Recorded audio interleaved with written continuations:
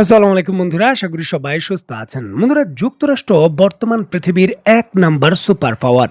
দেশটির হাতে শত শত আধুনিক যুদ্ধ বিমান রয়েছে পঞ্চম প্রজন্মের যুদ্ধ বিমান থেকে শুরু করে F-22 র্যাপটরের মতো যুদ্ধ বিমান, রয়েছে আধুনিক রাডার ব্যবস্থা এবং বর্তমান পৃথিবীর সর্বোচ্চ একক মালিকানাধীন যে গোয়েন্দা স্যাটেলাইট রয়েছে তার মালিকও তারা। দেশটির সামরিক বাজেট অভূতপূর্ণ, $1 ট্রিলিয়ন মার্কিন কাছাকাছি যুক্তরাষ্ট্রের সামরিক বাজেট, যা তুরস্ক, সৌদি আরব এবং পাকিস্তান তিনটি দেশের সমন্বিত যে জিডিপি রয়েছে তার 1/3 সমপরিমাণ।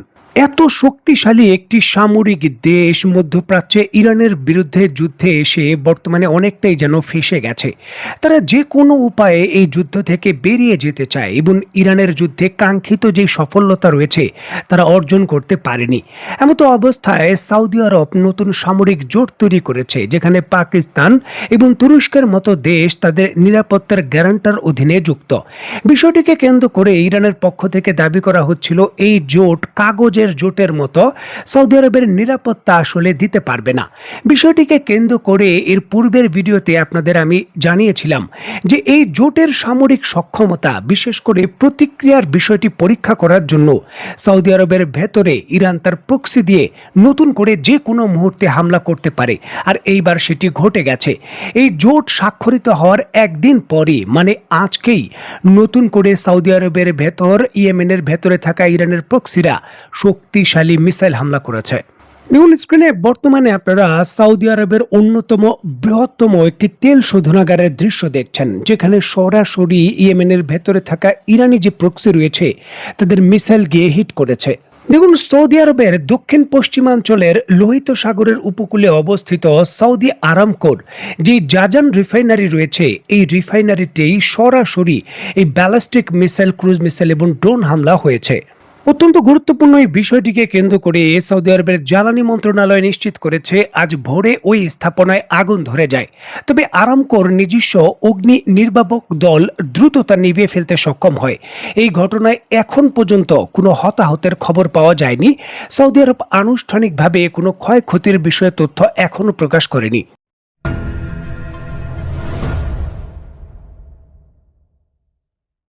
সামরিক চুক্তি করার মাত্র একদিন পরই সৌদি আরবের এই বিশাল তেল শোধনাগারে এই হামলা সৌদি আরবের জন্য একটি বড় ধাক্কা।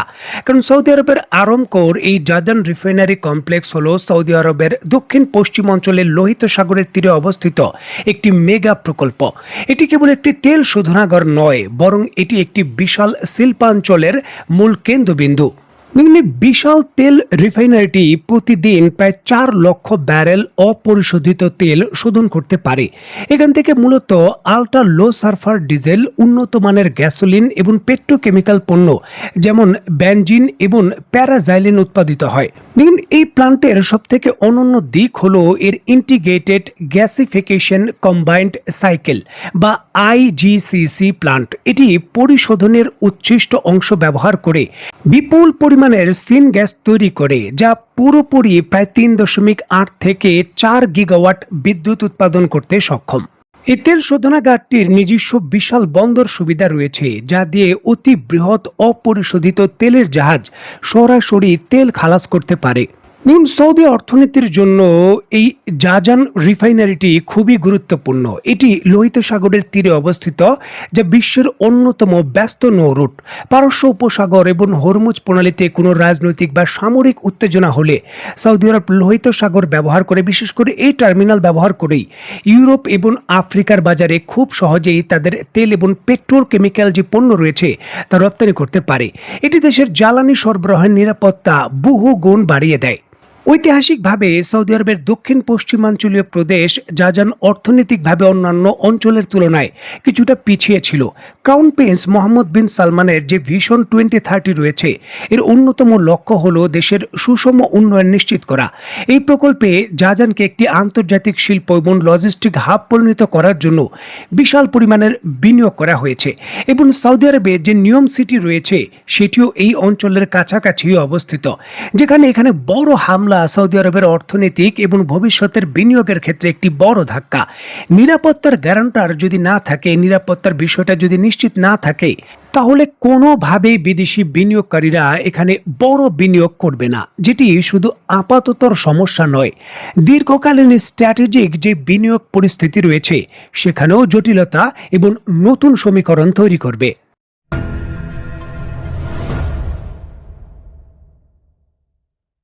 কাগজে কলমে সক্ষমতা বা কাগজে কলমে শুধু প্রতিশ্রুতি একটি জোটের সরাসরি প্রভাব এখন যুদ্ধক্ষেত্রে তেমন ভাবে ফেলে না।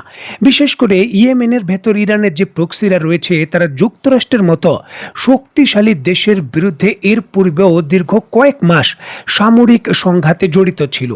বিশাল আকারের নৌ শক্তি এবং বিমান বাহিনীর শক্তি থাকার পরও যুক্তরাষ্ট্র ইয়েমেনে ইরানের প্রক্সিদের সঙ্গে সমঝোতা করে চুক্তিও করেছিল পরিস্থিতি শান্ত করার জন্য। প্রশ্ন হলো, সৌদি আরবের ভেতর হামলা মানে 3 দেশের ভেতর হামলা হিসাবে বিবেচিত হবে। পাকিস্তান এবং তুরস্ক এমনটা মনে করবে। এখন ইয়েমেনের ভেতর থেকে ইরানের প্রক্সিরা ইরানের অত্যন্ত গুরুত্বপূর্ণ তেল ক্ষেত্রে হামলা করে বসেছে। এখন এই জোটের অন্যান্য যে অংশীদার রয়েছে তুরস্ক এবং পাকিস্তান, তারা আসলে কি প্রতিক্রিয়া দেখাবে, এই বিষয়গুলো নিয়ে চলছে এখন জল্পনা কল্পনা। যদি তারা শক্তিশালী সামরিকভাবে পদক্ষেপ না নেয়, বিশেষ করে ইয়েমেনে প্রক্সিদের বিরুদ্ধে না নেয়, তাহলে ইরানের বিরুদ্ধে তারা কতটুকু শক্তিশালীভাবে সামরিক সহায়তা দেবে বা সামরিক কর্মকাণ্ডে অংশগ্রহণ করবে তা নিয়েও তৈরি হবে প্রশ্ন। যদিও সৌদি আরবের পক্ষ থেকে দাবি করা হচ্ছে যে এই হামলার পরপরই তারা শক্তিশালী সামরিক প্রতিক্রিয়া দেখিয়েছে।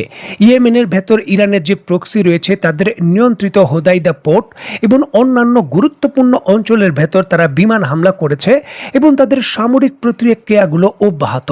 তবে এই সকল কিছুকে ছাপিয়ে সব থেকে গুরুত্বপূর্ণ হয়ে গেছে তুরস্ক এবং পাকিস্তানের অবস্থান।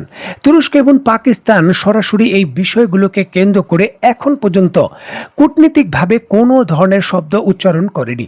যদিও জাতিসংঘের ভেতর থেকে সৌদি আরবের অভ্যন্তরে এই হামলাকে কেন্দ্র করে নিন্দা জানানো হয়েছে, ইউরোপীয় ইউনিয়নও নিন্দা জানিয়েছে।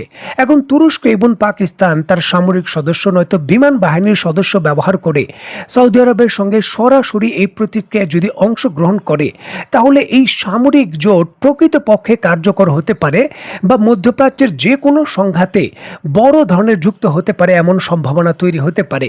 তবে তারা যদি কোনো ধরনের প্রতিক্রিয়া না দেখিয়ে শুধুমাত্র কূটনীতিক বিবৃতি বা বিভিন্ন লজিস্টিক বা গোয়েন্দা সহায়তার উপর ভিত্তি করে বিষয়টাকে সীমাবদ্ধ রাখে, তাহলে এই সামরিক জোট কাগজে কলমে যতটা শক্তিশালী থাকবে, বাস্তবিক অর্থে যুদ্ধক্ষেত্রে ততটা পারফরমেন্স দেখাতে পারবে না।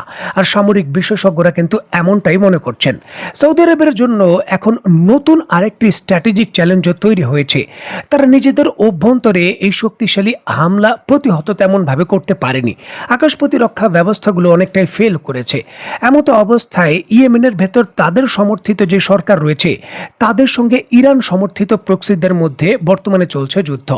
এখন সৌদি আরব নিজের তেল ক্ষেত্রগুলোর নিরাপত্তা নিশ্চিত করার জন্য সেই ইয়েমেনের তাদের সমর্থিত সরকারকে সহযোগিতা বন্ধ করবে নাকি ঝুঁকি অব্যাহত রেখে সহযোগিতা অব্যাহত রাখবে, সেটাও দেখার বিষয়। আসলে দেখা যাক কি হয়। তো বন্ধুরা, আজকের মতো বিদায়। নতুন কোনো ভিডিও নিয়ে আবার দেখা হবে। সেই পর্যন্ত সবাই ভালো থাকবেন, সুস্থ থাকবেন এবং বাংলাদেশকে ভালোবাসবেন। আল্লাহ হাফেজ।